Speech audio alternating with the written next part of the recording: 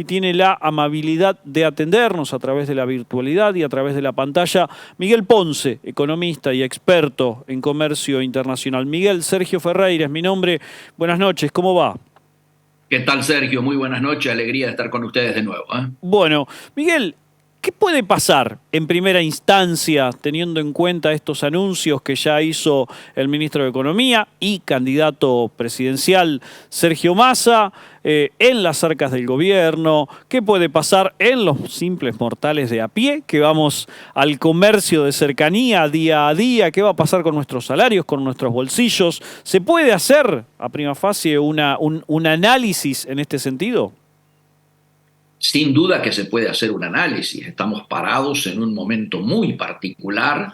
Esta ha sido una semana donde se han visto ya de manera palpable los resultados de las medidas que se publicaron el lunes pasado en el boletín oficial y nos encontramos a horas. El lunes tenemos que pagar, ¿no es cierto?, el vencimiento atrasado del propio Fondo Monetario Internacional, y a partir del lunes mismo se dan las particulares circunstancias de que el board del Fondo Monetario Internacional entra en sus vacaciones de verano, es decir, las vacaciones, diríamos, el receso boreal, se da siempre a partir del 1 de agosto. Por lo tanto, esta situación de incertidumbre que se vive en todos los mercados, yo diría, no solo en el mercado cambiario, sino también esto ya tiene impacto en la economía real de manera muy concreta y muy evidente, está indicando que la incertidumbre pega fuertemente y se refleja en nuestra cotidianidad. Te digo, por ir mirando situaciones.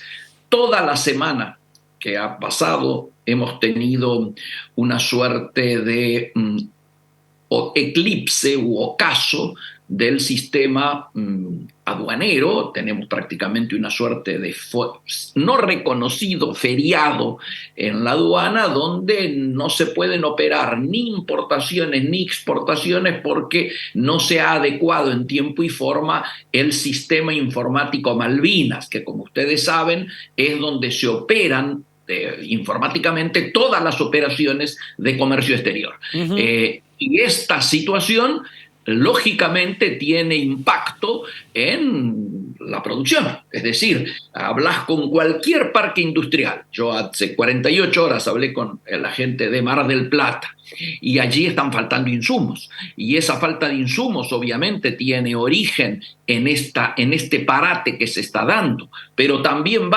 hablé con la gente que nuclea la Cámara de Operadores en Vaca Muerta y está a punto de pararse el llenado del gasoducto Néstor Kirchner porque están faltando repuestos en muchísimos de los equipos. Empezaron desarmando otros equipos para poner los repuestos que se van rompiendo en los que están accionando más fuertemente. ¿Por qué? Y bueno, porque todo lo que son la CIRA y la CIRASE, es decir, los permisos para importar bienes y los permisos para pagar servicios, que son las CERASE, están todos parados sin salir. Obviamente el origen, la falta de dólares, ¿no es cierto? Tenemos en claro que la falta de dólares nos lleva a una situación que impacta en la economía real porque al no poder entrar insumos, nosotros tenemos netamente una matriz importadora netamente productiva. El 85% de lo que ingresa a Argentina son partes y piezas, bienes intermedios, insumos, materia prima. ¿Para qué? Bienes de capital, ¿no es cierto? ¿Para qué? Para la industria, para el campo y para la infraestructura de servicios públicos y privados. El campo lo está padeciendo también. No hay fertilizantes, ni hay agroquímicos que se utilizan habitualmente para la siembra. Todo eso está parado, están faltando repuestos para mucha maquinaria. Es decir, no hay sector de la economía argentina que ya no esté afectado por esta situación. Esto ya se refleja en términos macro en algo que nosotros veníamos diciendo. Aquel escenario que pensábamos para el 2023, que iba a ser un estado de estanflación, es decir, estancamiento, no crecimiento, con alta inflación, ahora ya lo vengo definiendo desde hace algunos meses como que hemos ingresado a la receflación, es decir, recesión, caída de actividad con alta inflación. Inclusive hace muy poquitas horas. El propio Fondo Monetario Internacional ya lo reconoce, tuvo que recalcular sus pronósticos a la baja, es decir, en lugar del crecimiento de 0,3, que era prácticamente estancamiento, que ellos tenían previsto hasta hace muy pocos días como horizonte del accionar de la economía argentina, lo han tenido que bajar a 2,5 negativo, es decir, una caída claramente que refleja esta recesión. También, digámoslo de paso, han planteado una actualización, una revisión de las metas inflacionarias que el propio fondo tenía, que anteriormente no llegaban a los 120 que están planteando como que el año va a terminar en esa inflación. Yo creo que hayan sido benévolos, para mí va a estar en 150 de piso. Sí. No, lo que quería preguntar con lo que estás planteando, Miguel, no está bueno el panorama, no es tan saludable, sobre todo teniendo en cuenta que estamos escuchando ya hace algunos días que haciendo los deberes llegaría ese desembolso, caeríamos en la tan conocida espiral de endeudarnos para pagar deuda. Sí, claro, porque si se utilizan los el swap chino, es decir, se paga con yuanes, primero, que nosotros tenemos, nos quedan del primer tramo de 5.000 millones, nos quedan libres 1.500. Estos 1.500 no alcanzan para pagar los 3.300 que hay que pagar el lunes. Por lo tanto, hay que proceder a accionar el segundo tramo, otros 5.000 millones. Pero esto no se hace de un día para el otro. Esto no es un llamado telefónico a Beijing para que te autoricen. Esto es la resolución, requiere una resolución del Banco Central chino autorizándote a activar el segundo, diríamos, tramo, ¿no es cierto?, del swap. Es decir, 5.000 millones. Esto no es gratis, digámoslo claramente. Son intereses superiores a los intereses de los organismos internacionales y a su vez tienen algún tipo de cláusulas que para algunos no son muy transparentes, pero bueno, lo concreto es que China viene teniendo un peso en la región creciente, 140.000 millones de dólares ha volcado en créditos a la región. Nosotros estamos con una parte ínfima, pero objetivamente es una estrategia desde que se lanzó la ruta de la seda, yo estaba presente en ese momento, que vienen desarrollando con mucho poderío y mucha fuerza. Obviamente esto genera inconvenientes con el principal rival económico de China, que son los Estados Unidos, claro, que a su vez es el principal accionista en el Fondo Monetario Internacional. Entonces esta es una situación, yo diría, de conflicto que nos pega a nosotros de manera directa, sin duda. ¿Cómo se puede llegar a zanjar esta situación y cómo zanjarlo, diría, desde el punto de vista no solo económico, sino también es político, claramente, como lo estás planteando? Son dos modelos diferentes de capitalismo, al fin y al cabo, uno oriental, otro occidental. ¿Hay algún punto de encuentro? ¿Hay algún país en el mundo que haya tenido un punto de encuentro entre estos dos modelos? A ver, ahí yo te diría una historia que Argentina tiene que ser fiel, que es tratar de mantenerse sin inmiscuirse en, diríamos, tensiones que no son las nuestras. Si nosotros colocamos por delante de todo los intereses nacionales, vamos a darnos cuenta de que es imprescindible desideologizar nuestros vínculos diplomáticos para no perjudicar nuestros vínculos comerciales y económicos. ¿Qué quiero decir? Nosotros tenemos dos socios comerciales importantes. El primero es Brasil, con el que tenemos el mayor intercambio, y en este momento también tenemos el mayor déficit de toda la historia en el intercambio con Brasil, producto de que hemos tenido que importar una cantidad nada desdeñable de soja, porque el impacto de nuestra sequía hizo que para que sigan funcionando los molinos sojeros, le hace aceite y harina, que se lo voy a contar a ustedes, que son de esa región, sí, para poder cumplimentar las obligaciones de exportación que tenemos, hemos tenido que importar mucha soja, mucho grano directamente desde Brasil. El segundo socio nuestro es China, en términos de que China además es el principal país de origen de las importaciones industriales nuestras. Por lo tanto, mantener ese equilibrio no es un tema que le preocupe a los Estados Unidos. A los Estados Unidos le preocupa cuando se entran a hablar de bases que por supuesto puedan tener utilización militar, cuando se escucha que vamos a comprarles cazas de última generación, digo aviones bombarderos, cazas de última generación, sí, o cuando vamos a plantear el tema del 5G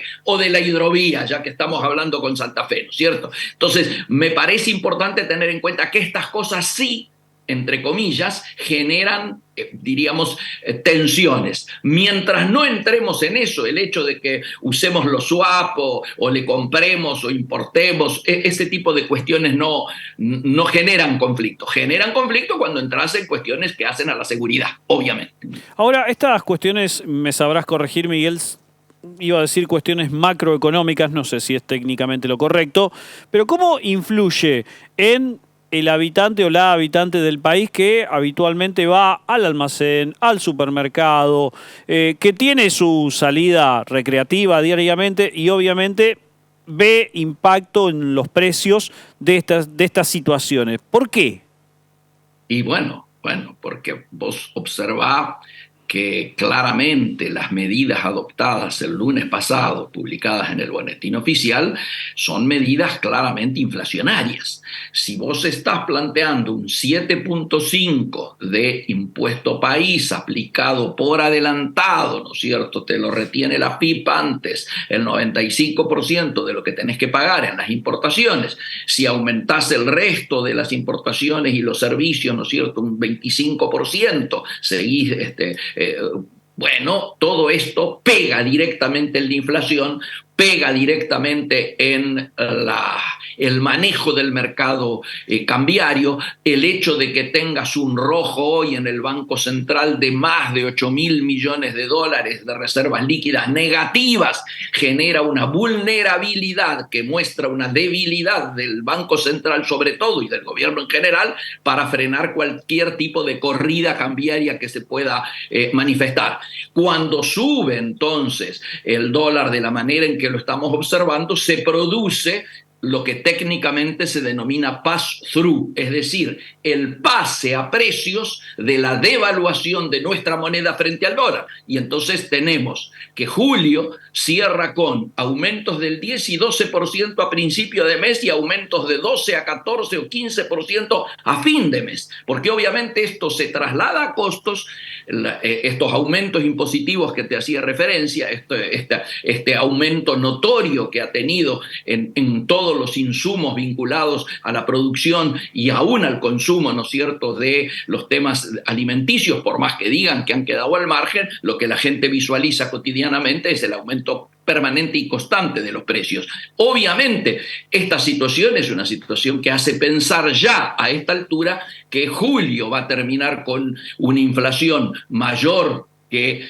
la que conocimos de junio, ¿no es cierto? Y, lógicamente, esto pega fuertemente, no lo vamos a conocer porque el índice se va a conocer después de las PASO, claro. Y después de las PASO también vamos a conocer el REM, ¿no es cierto? El Banco Central resolvió dar a conocer después el pronóstico para agosto. El mismo día. Sí, claro, la sensación que todos tenemos es que julio va a estar cerrando en el entorno del 8, y seguramente un poquito menos del 8, y seguramente agosto va a estar rozando las 2 cifras, arriba de 9 y rozando las 2 cifras. Con lo cual, uno diría a priori, el gobierno ya se rindió en la guerra contra la inflación. Y bueno, si uno mira las efectividades conducentes, tiene que contestarse afirmativamente, ¿no? Miguel, sí. Es muy extraña esta situación, te lo digo porque evidentemente está habiendo contradicciones entre el ministro Massa y el candidato Massa. Claramente comienza a haber incompatibilidades porque las medidas que tendría que tomar el ministro ya son antagónicas a los deseos que el candidato Massa tiene de que esas medidas sean tomadas. Cuanto más se dilate la toma de esa medida, mayor va a ser y más brusco va a ser el proceso de evaluatorio cuando se sincere. Ahora, Miguel, como una última consulta, el Fondo Monetario calculo que sería el gran ganador de las elecciones porque o le iba a decir a Massa o le va a decir a Larreta, pongamos también en esa situación a Bullrich, qué es lo que tiene que hacer, digamos, el único ganador de las elecciones en este caso, y según este plano que estoy mostrando, es el Fondo Monetario.